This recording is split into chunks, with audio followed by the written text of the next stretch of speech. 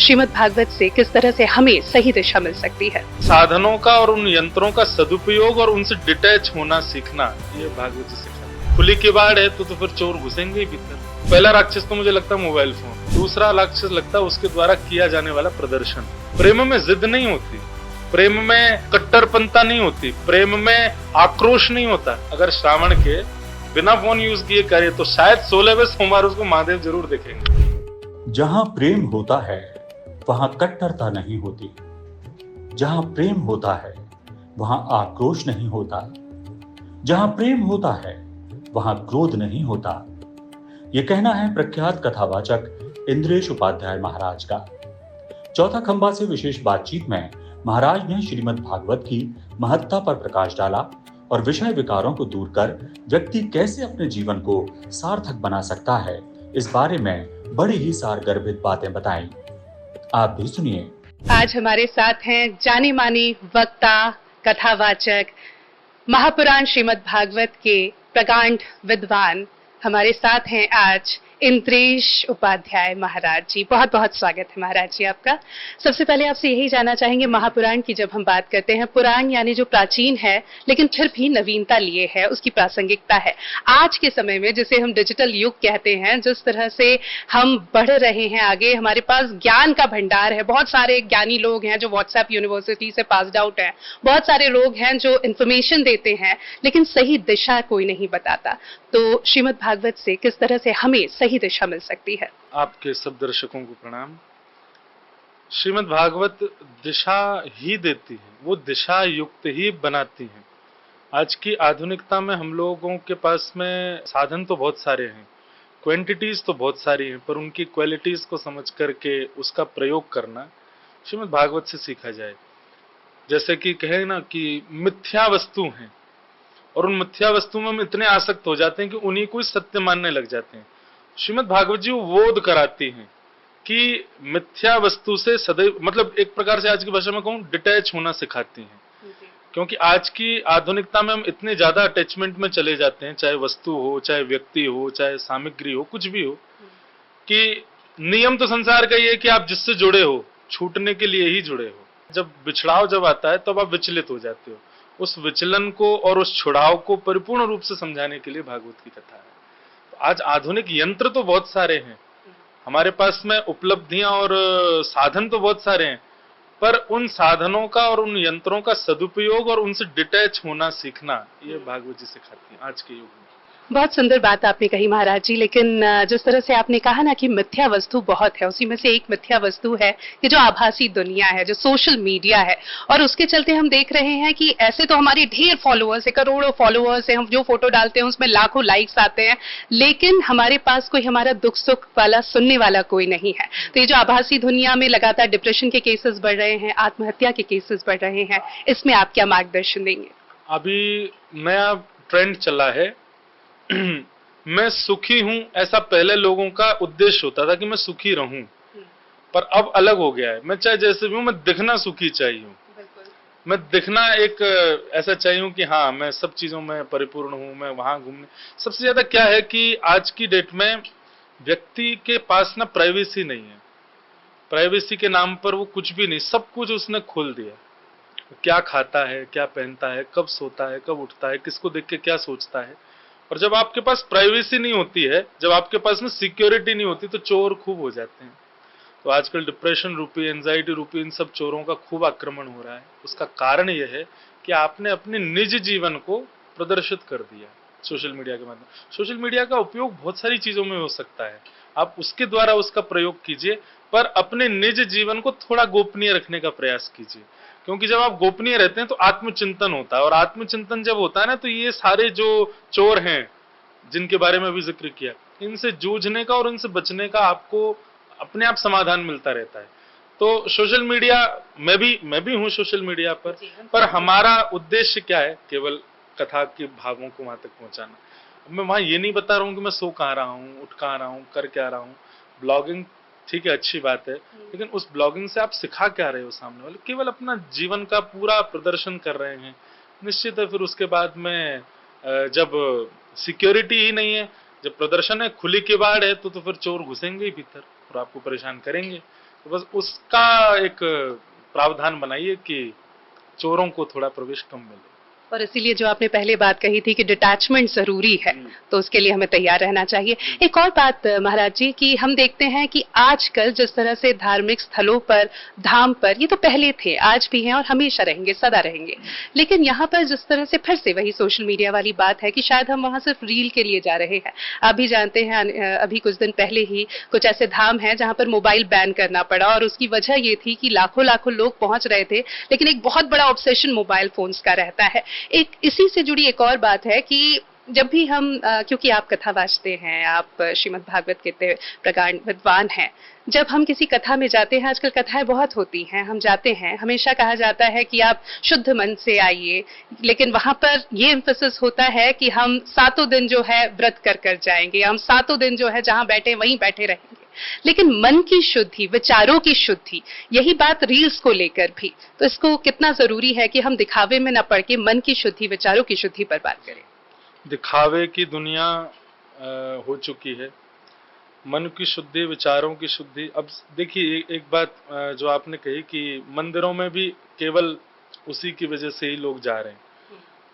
मैंने एक बार कहा था कथा में कि वृंदावन में अगर बैन कर दिया जाए कि मोबाइल फोन अलाउ ही नहीं है अंदर, तो जो 2-2 लाख लोगों की भीड़ रोज मंदिर में हो रही है, जिनके कारण 2-3 लोगों के प्राण भी निकल जा रहे हैं, बिल्कुल कम हो जाएगी। क्यों?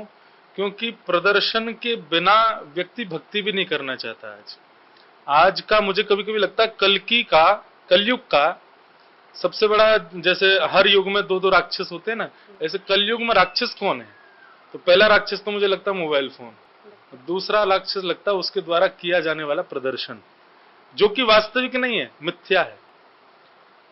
आंतरिक शांति बहुत आवश्यक है और उसी के लिए ही कथा जगत में हम लोग कई सारे भाव बताते हैं। आंतरिक शांति हो रही है, इसका प्रमाण क्या है? सब में गुण दिखने लग जाना, सब में अच्छाइयां दिखने। अत्यंत दोषयुक्त व्यक्ति में भी आपको गुण दिख रहा है, उसका मतलब है कि वो कथा का प्रभाव आपके चित्त पर हुआ है, उसी के कारण आपकी दृष्टि ऐसी हो रही है। पर सुन तो हम कथा रहे हैं, पर बाहर निकल करके सब में दुर्गुण देख रहे हैं। उस कथा का भी कोई औचित्य नहीं। आपने 4 घंटे बर्बाद किए, एक एक क्षण बहुत बहुमूल्य है। कथा में आकर के भी कम से कम उतना विचार तो करें। अब जैसे आज एकादशी है, मैं आज कथा में भी कह रहा था कि अब थोड़ा ट्रेंड बदलना चाहिए कि व्रत के नाम पर सोमवार, मंगलवार और एकादशी या प्रदोष, इन पर अन्न त्याग ना करके अपनी दूषित चीजों की लिस्ट बनाओ, उनका त्याग करो। एक ही दिन करके देखो। मुझे क्रोध आता है, आज मैं पूरे दिन क्रोध नहीं करूंगा, क्रोध का व्रत है मेरा, चाहे कोई कितना कुछ कर ले, मैं उसका व्रत करूंगा। अन्न का व्रत करना तो बहुत सरल काम है, क्रोध का व्रत करके दिखाओ। अन्न का व्रत करना तो बहुत आसान काम है, मोबाइल फोन यूज नहीं करूंगा, इसका व्रत करके दिखाओ। अन्न का व्रत करना तो बहुत सामान्य है, पर सबसे प्रिय बोलूंगा, चाहे मेरा दुश्मन भी सामने आए, मैं प्रिय ही बोलूंगा, ऐसा व्रत करो। तो मुझे लगता है कि जैसे प्राचीन काल में लोग व्रत करते थे तो ठाकुर जी प्रकट हो जाते थे। अब क्या है, अन्न छोड़ना बड़ी बात नहीं है, इसलिए ठाकुर जी प्रकट नहीं होते, कोई बड़ी काम थोड़ी कर रहा है। अगर वो कर सके तो इन सब चीजों को करे। तो कभी कभी लगता है सोमवार 16 सोमवार अगर श्रावण के बिना फोन यूज किए करे तो शायद 16वें सोमवार उसको महादेव जरूर देखेंगे कि वाह भाई, तेने बहुत बड़ी तपस्या की, तेने फोन ही नहीं चलाया, तूने इंटरनेट का यूज ही नहीं किया। तो इन सब चीजों को ऐसा भी नहीं कहूंगा कि लोग समझ नहीं रहे, अब धीरे धीरे परिवर्तन आ रहा है।